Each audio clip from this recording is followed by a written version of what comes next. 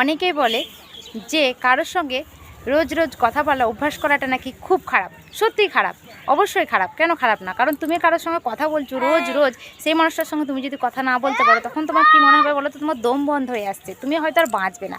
কিন্তু দেখো, তুমি যেই মানুষটাকে চিনতে না জানতে না, তাকে হঠাৎ করে এতটা ভালোবেসে ফেলেছো, তো তাকে তুমি ভুলতে পারছো না। আমি বলবো যে তুমি যেমন ভালোবেসেছো একটু একটু একটু একটু করে, তার সঙ্গে একটু একটু করে কথা বলে নিজেকে তৈরি করেছো, তুমি একটু একটু একটু করে একদিন তাকে ঠিক ভুলে যাবে, যেদিন সে তোমাকে ভুলে যাবে। তো তুমি কথা বলছো বলে, তুমি আজকে তাকে মনে রেখেছো বলে এই নয় যে তুমি তাকে কখনো ভুলতে পারবে না। অবশ্যই ভুলতে পারবে, কারণ মানুষ আমরা হলাম অভ্যাসের দাস। তো অভ্যাস হয়ে থাকলে আমাদের কি বলো তো, যে আমরা অভ্যাসটাকে যেমন একটু একটু করে, একদিনে তৈরি হয়নি, একটু বিন্দু বিন্দু করে তৈরি হয়েছে। তো আমরা একটু একটু করে তৈরি করেছি যে সেই কথা বলা অভ্যাসটাকে, সেটাকেও যখন আমরা বদলাতে যাব তখন কষ্ট হবে। প্রত্যেক দিন কথা না বললে কষ্ট হবে, কিন্তু আস্তে আস্তে কি বলো তো, ঠিক একদিন অভ্যাস হয়ে যাবে, তুমি তাকে কথা না বলে থাকতে পারবে। তো সে কথা না বলে থাকতে গেলে কি বলো তো, হয়তো আমি জানি কষ্ট হবে, এটা আমার মুখে বলতে যত সহজ লাগছে, কাজে করতে কিন্তু খুবই কঠিন, ঠিক আছে। কিন্তু তবু আমি বলছি, অভ্যাস যেমন একটু একটু করে তৈরি হয়েছে, অভ্যাস ঠিক আবারও তৈরি হয়ে যাবে তাকে কথা না বলে থাকা।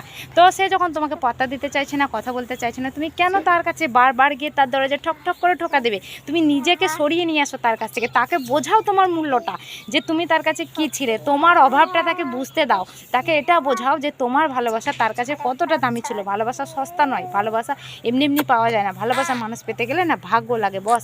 তো সেজন্য বলছি, যে তোমার সঙ্গে ইগনোর করবে, যে তোমাকে ভালোবেসে তোমাকে কথা বলার পরে আস্তে আস্তে সরে যেতে চাইবে, তাকে তুমি ছেড়ে দাও। তাকে তুমি ছেড়ে দাও, তুমি নিজের মতো চলে আসো, নিজের জায়গাটা করে নাও, আস্তে আস্তে সেই জায়গাটা করে নাও। তাকে বুঝিয়ে দাও যে তুমিও একজন মানুষ, তোমার জন্য তারও মন কাঁদে, কারণ সেও তোমাকে একদিন খুব ভালোবেসেছিল। তো সেই জন্য কারো কাছে নিজেকে সস্তা বানিও না, ঠিক আছে।